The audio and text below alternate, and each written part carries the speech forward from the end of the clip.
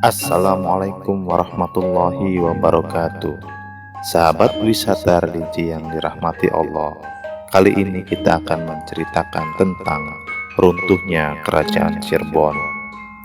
Tapi sebelum itu jangan lupa kita subscribe, like, dan share video ini agar kami semakin semangat dalam memberikan informasi sejarah Nusantara.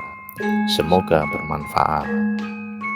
Dikisahkan, Kerajaan Cirebon adalah kerajaan Islam yang cukup masyhur di abad 15 hingga 17 Masehi. Di masa kejayaannya, wilayahnya membentang dari mulai ujung timur Jawa Barat hingga pesisir utara Jawa Barat seperti Indramayu, Subang, Kerawang, dan Sunda Kelapa, bahkan hingga pesisir utara Banten. Runtuhnya Kerajaan Cirebon tidak lepas dari bangkitnya kekuatan pemerintahan baru di Pulau Jawa, yaitu VOC, dan Kesultanan Banten di wilayah barat Cirebon, serta Kesultanan Mataram di wilayah timur Cirebon. Cirebon runtuh bukan karena serangan musuh, melainkan karena terpecahnya Kerajaan Cirebon menjadi beberapa kesultanan. Runtuhnya Kerajaan Cirebon terjadi pada tahun 1678 Masehi. Kerajaan Cirebon didirikan pada tahun 1479 dengan raja pertamanya, yaitu Syarif Hidayatullah atau Sunan Gunung Jati. Sebelum tahun itu, Cirebon hanya sebuah pemerintahan setingkat kecamatan yang diperintah oleh Pangeran Cakrabuana. Kala itu Cirebon di bawah kekuasaan Kerajaan Raja Galuh yang juga merupakan bawahan Kerajaan Pajajaran. Selama 199 tahun berdiri, yaitu dari tahun 1479 hingga 1678 Masehi, Cirebon diperintah oleh 3 orang raja dan beberapa orang pengganti raja. Pada masa ini tak ada satupun raja Cirebon yang bergelar sultan. Oleh karena itu, sejarawan pada umumnya lebih menyukai menyebut kerajaan Cirebon dibandingkan dengan istilah Kesultanan Cirebon.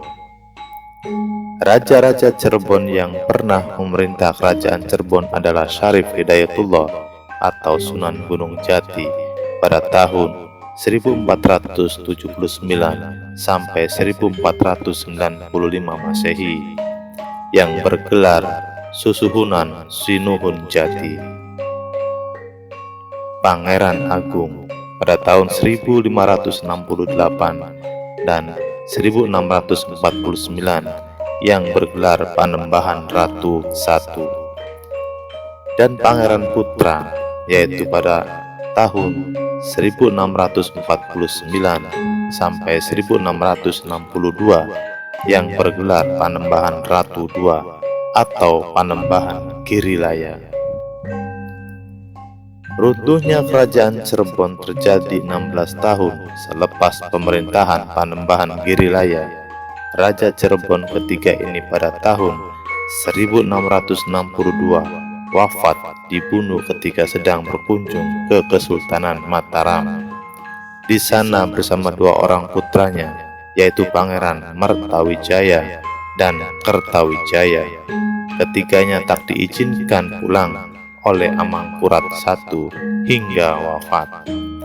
Kala itu Cirebon menjadi bawahan Kesultanan Mataram. Kedudukan Amangkurat I sendiri merupakan mertua dari Panembahan Girilaya. Meskipun Raja Cirebon ketiga serta 2 putra mahkota ditahan di Mataram dari tahun 1662 hingga 1678, Kerajaan Cirebon masih tetap berdiri. Kala itu yang memerintah Cirebon adalah wakil raja yang disebut Jaksa Pepitu atau 7 jaksa, dengan Pangeran Wangsakerta sebagai ketuanya.